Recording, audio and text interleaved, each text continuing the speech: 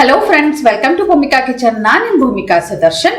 ಇವತ್ತು ತುಂಬಾನೇ ಸಿಂಪಲ್ ಆಗಿ ಈಸಿ ಆಗಿರೋಂಥ ಬೇಳೆಗಳನ್ನ ಚಟ್ನಿ ಪುಡಿ ಮಾಡೋದು ಹೇಗೆ ಅಂತ ತೋರಿಸ್ತಾ ಇದ್ದೀನಿ. ಮನೆಯಲ್ಲಿ ಇದು ಒಂದು ಚಟ್ನಿ ಪುಡಿ ರೆಡಿ ಇದ್ರೆ ಫಟಾಫಟ್ ಅಂತ ನೀವು ಅನ್ನ ಒಂದು ಮಾಡ್ಕೊಂಬಿಟ್ರೆ ಸಾಕು. ಬಿಸಿ ಬಿಸಿ ಅನ್ನದ ಮೇಲೆ ಈ ಚಟ್ನಿ ಪುಡಿ ಹಾಕೊಂಡು ತಿಂತಾ ಇದ್ರಂತೂ ಆಹಾ ಅನ್ನಂಗಿರುತ್ತೆ. ಇದನ್ನ 3 ತಿಂಗಳು 6 ತಿಂಗಳವರೆಗೂ ಸ್ಟೋರ್ ಮಾಡಿ ಇಟ್ಕೋಬಹುದು. ಫ್ರಿಜ್ಜಲ್ಲಿ ಇಟ್ರಂತೂ 1 ವರ್ಷದವರೆಗೆ ಬೇಕಾದರೂ ಇದನ್ನ ನೀವು ಸ್ಟೋರ್ ಮಾಡಿ ಇಟ್ಕೋಬಹುದು. ಬನ್ನಿ ಈ ಚಟ್ನಿ ಪುಡಿ ಮಾಡೋದು ಹೇಗೆ, ಬೇಳೆಗಳ ಚಟ್ನಿ ಪುಡಿ ನೋಡೋಣ. ಸ್ಟವ್ ಆನ್ ಮಾಡಿಕೊಂಡು ಬಾಣಲಿ ಚೆನ್ನಾಗಿ ಕಾಯ್ತಿದ್ದ ಹಾಗೆ 1 ಕಪ್ಪು ತೊಗರಿ ಬೇಳೆ ತಗೊಂಡಿದ್ದೀನಿ. ನಾನು ಉಪಯೋಗಿಸ್ತಾ ಇರೋವಂಥ ಕಪ್ ಮೆಷರ್ಮೆಂಟ್ ಬಂದು 100 ml ಕಪ್ಪು. ತೊಗರಿಬೇಳೆ ಜೊತೆಗೇನೆ ಒಂದು ಅರ್ಧ ಕಪ್ಪು ಕಡಲೆಬೇಳೆ, ಅರ್ಧ ಕಪ್ಪು ಹೆಸರುಬೇಳೆ. ಇದೆಲ್ಲ ಒಳ್ಳೆ ಘಮ ಬರೋವರೆಗೂ ಫ್ರೈ ಮಾಡ್ಕೊಳ್ತೀನಿ. ಈ ಬೇಳೆಗಳೆಲ್ಲ ತುಂಬ ಚೆನ್ನಾಗಿ ಘಮ ಬರ್ತಾ ಇದೆ. ಈ ಟೈಮಲ್ಲಿ 1 ಕಪ್ಪಷ್ಟು ಹುರ್ಗಡ್ಲೆ ಹಾಕೊಳ್ತಾ ಇದ್ದೀನಿ. ಇದ್ರ ಜೊತೆ ಇದನ್ನು ಫ್ರೈ ಮಾಡಿಕೊಂಡ್ರೆ ಗರಿಗರಿಯಾಗಿರುತ್ತೆ. ಮೊದಲೇ ಕ್ರಿಸ್ಪಿಯಾಗಿರುತ್ತೆ, ಅಂದರೂ ಒಳ್ಳೆ ಗರಿ ಬರುತ್ತೆ. ಇದನ್ನು 1 ನಿಮಿಷ ಫ್ರೈ ಮಾಡಿಕೊಂಡ್ರೆ ಸಾಕು. ಇದನ್ನು ಒಂದು ಪ್ಲೇಟ್ಗೆ ಟ್ರಾನ್ಸ್ಫರ್ ಮಾಡ್ಕೊಳ್ತೀನಿ. ಅದೇ ಬಾಣಲೆ ಒಳಗಡೆ 1 ಟೀ ಸ್ಪೂನ್ ಎಣ್ಣೆ ಹಾಕೊಂಡಿದ್ದೀನಿ. ಎಣ್ಣೆ ಒಂಚೂರು ಚೆನ್ನಾಗಿ ಬಿಸಿ ಆಗ್ತಿದೆ ಹಾಗೆ ಅರ್ಧ ಟೇಬಲ್ ಸ್ಪೂನ್ ಜೀರಿಗೆ ಒಂಚೂರು ಫ್ರೈ ಆಗಲಿ. ಅದ್ರ ಜೊತೆಯಲ್ಲೇ ಮೆಣಸು ಕಾಳುಗಳನ್ನೂ ಹಾಕೊಂಡ್ಬಿಡ್ತೀನಿ. 1 ಟೀ ಸ್ಪೂನ್ವರೆಗೂ ಹಾಕೋಬೋದು. ನಾವು ಖಾರಕ್ಕೆ ತಕ್ಕ ಹಾಗೆ ನಾನು ಒಂದು ಅರ್ಧ ಟೀ ಸ್ಪೂನ್ ಹಾಕೊಂಡಿದ್ದೀನಿ.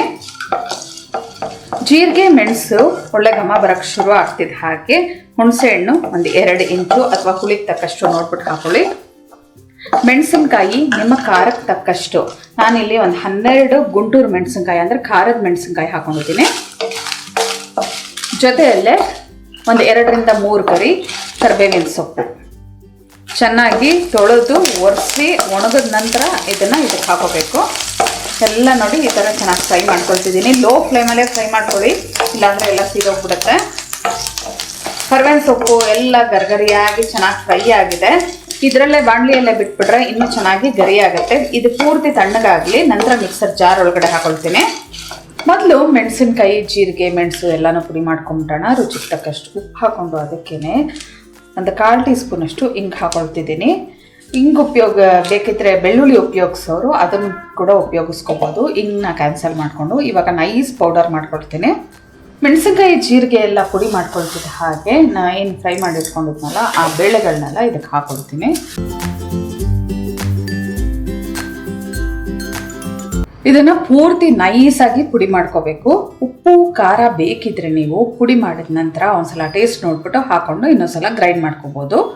ಆದಷ್ಟು ಫೈನ್ ಪೌಡರ್ ಮಾಡ್ಕೊಂಡಿದ್ದೀನಿ ನೋಡಿ, ಇಷ್ಟು ನೈಸಾಗಿರಬೇಕು. ಉಪ್ಪು ಮತ್ತು ಖಾರ ಸ್ವಲ್ಪ ಕಮ್ಮಿ ಇತ್ತು ಅನ್ನಿಸ್ತು. ಒಂದು ಚಿಟಕಿ ಉಪ್ಪು, ಅಚ್ಕಾರದ ಪುಡಿ ಹಾಕ್ಕೊಂಡು ಉಪ್ಪು ಖಾರನ ಬ್ಯಾಲೆನ್ಸ್ ಮಾಡ್ಕೊಂಡಿದ್ದೀನಿ. ಇದನ್ನು ಒಂದು ಬೌಲ್ಗೆ ಹಾಕ್ಕೊಂಡು ಸರ್ವ್ ಮಾಡ್ಕೊಳ್ತೀನಿ.